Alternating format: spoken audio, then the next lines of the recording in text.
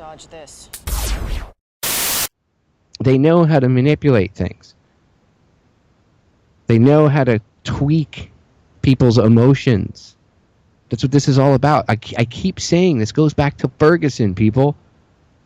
Before Ferguson, everybody was like, hey, how come the cops have MRAPs and tanks and shit like that? And they look like, you know, they're running around in Fallujah. Why are the cops running around with BDUs on?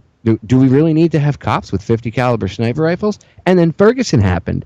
And it went from police brutality and martial law and what the hell is up with the tanks and the cops, you know, it's and people realizing that it wasn't about, you know, the cops don't need that to prevent, you know, from getting shot at by angry, you know, black guys that are in gangs or angry Latinos or angry white militias. It's for everybody. It's everybody. It's them versus you because you're not in that big club, as George Carlin said. The same club that they beat you over the head with. Right? You're not in that big club. Well, people started noticing that, and all of a sudden, Ferguson happened.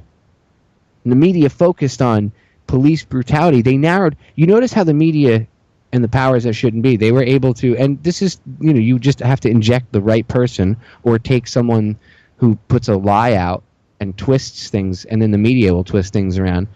You notice it went from, the conversation went from cops having MRAPs and tanks, you know, like armored personnel carriers, basically, which could be used as a tank here if they put weapons on it and stuff. So they get an armored personnel carrier, a Bearcat, an MRAP, whatever that the police department happens to get, you know, used military surplus, guns, vests, whatever. They're wearing BDUs. They're running around dressed like they think they're special forces. What was that? I forget what city it was in California. It was before this. It was a couple right before Ferguson. It was not too long before, maybe within a few months. They had an issue going out there, and the cops were running around dressed in fatigues. It was actually hard for even us, like, doing radio. I know, like, even Joe and I, who are vets, we were looking at pictures trying to figure out who was spec ops guys or National Guard and who was actual cops. And, like, who wasn't just dressed up like playing soldier, but who was actually, you know, who were their military. And it was hard to tell the difference between who was military and who was a cop. I mean, and there's a lot of them were just, it was the sheriffs and the local cops, but they were dressed like you would think they were in Fallujah.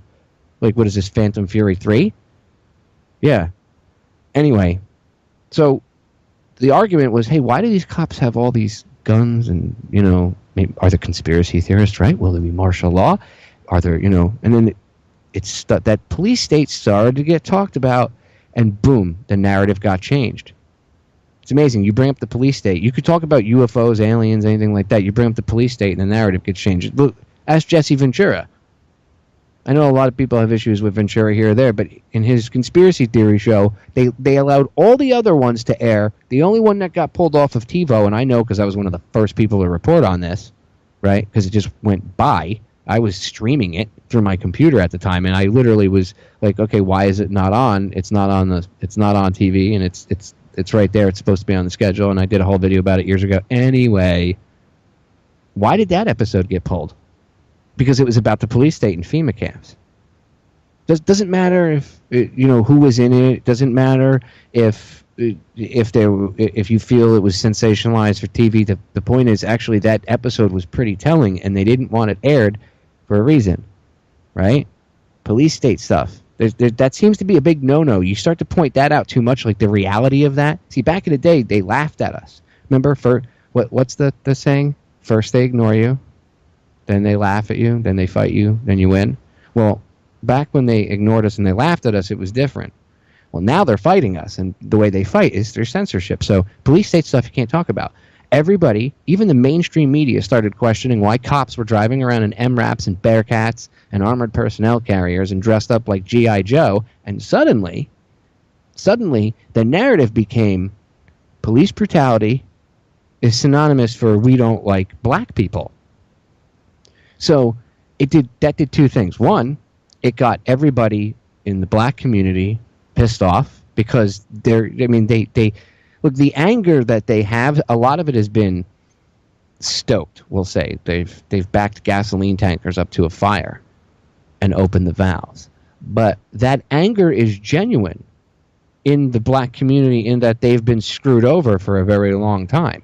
Now, I know there's I'm not making excuses for anybody or any the reason why things are bad here or there, but like, let's be honest. They get preyed on by the cops. The cops in many cities prey on the quote-unquote minority communities, whether it be Latinos, blacks, whatever, black people, whatever you want to, African Americans, whatever the term of the day is.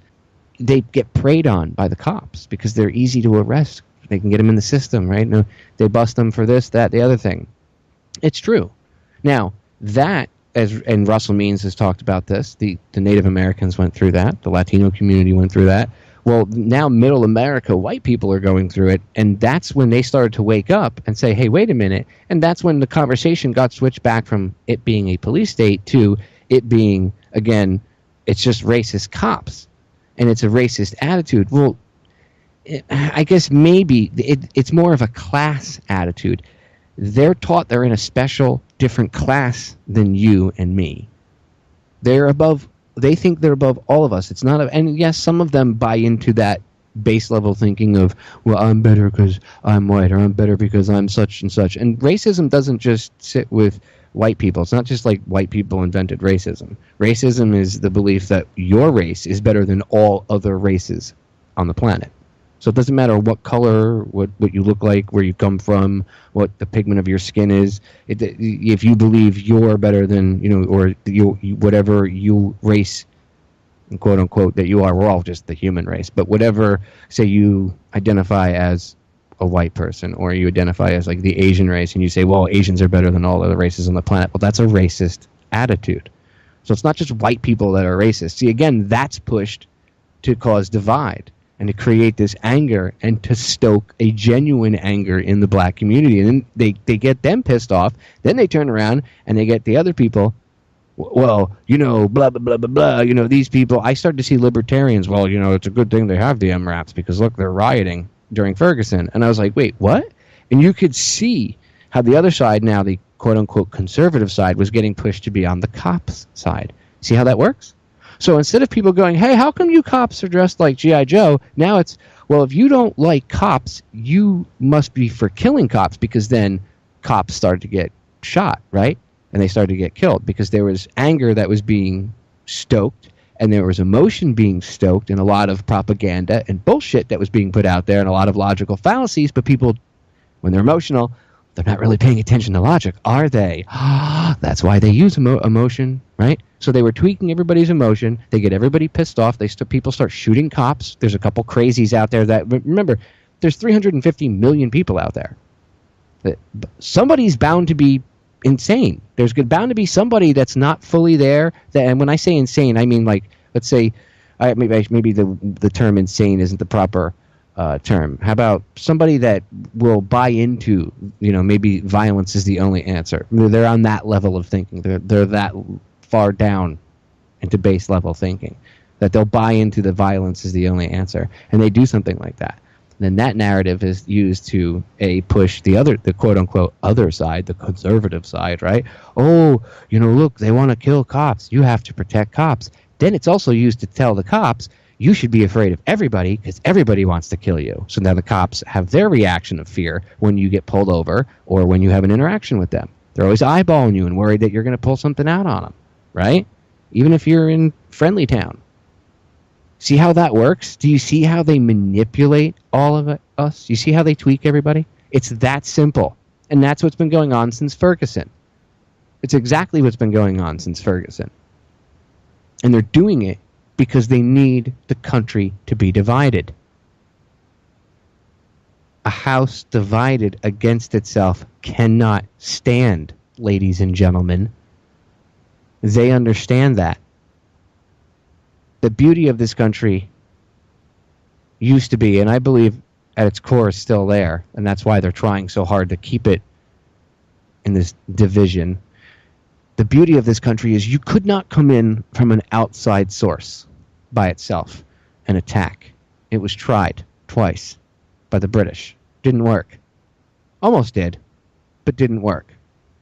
we managed to push them out. For a multitude of reasons, the point is, we did it. And ever since then, that prevailing attitude over the course of time has always been that if an outside source came in, you'd be able to defend against that. And to a large degree, many people would be defending their homeland, quote unquote, right? Would be defending where they come from if a foreign entity was to invade. People like Immortal Technique says in one of his songs, when he's talking, it's in, I forget the name of the song. It's the one where he talks, Bin Laden didn't blow up the projects. I think that's the title of the song. Anyway, he talks about how, I'm going to show you why they say that the insurgents in Iraq, and I'm paraphrasing here, he says, I'm going to show you why they say that they fight for Saddam. Well, that's bullshit, and, totally wrong. And then he explains, he says, look, if a foreign country invaded here, it'd be warfare through Harlem and Washington Heights. I wouldn't be fighting for some rich white banker. I'd be fighting to keep these people out of my hood and out of my neighborhood and push them back. And that's what this country would do. And they understand that. And they fear that. So the only way to bring this country down is from within. You get the country itself to tear itself apart to pieces. And if you understand the way these scumbags and psychos think, you understand that they do things very violently and viciously. They understand how we work. And they're using the basics against us because they're blurring the lines. They're getting us to argue over stupid things. That's not a real issue, and we need to see through this instead of getting caught up in it and emotionally attacking one another. And then it just so happens that the selection year is this year. Oh, isn't that convenient? Isn't it amazing how they got everybody narrowed down to A or B, Democrat or Republican, Hillary or Donald? Interesting. This is Sparta!